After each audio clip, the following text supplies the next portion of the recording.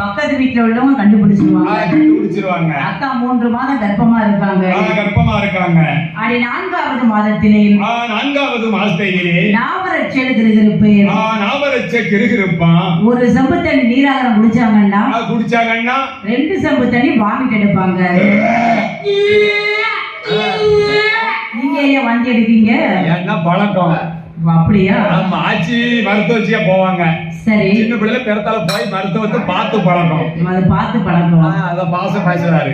அது 4 மாதம் முடிந்து 4 மாசம் முடிந்து அந்த பாதாளவழி ராட்சத வெண்கொடியால் ராட்சதையான வெண்கொடியால் மேலும் அவள் அங்கு எப்படி இருக்கின்றாள்? மேலும் எப்படி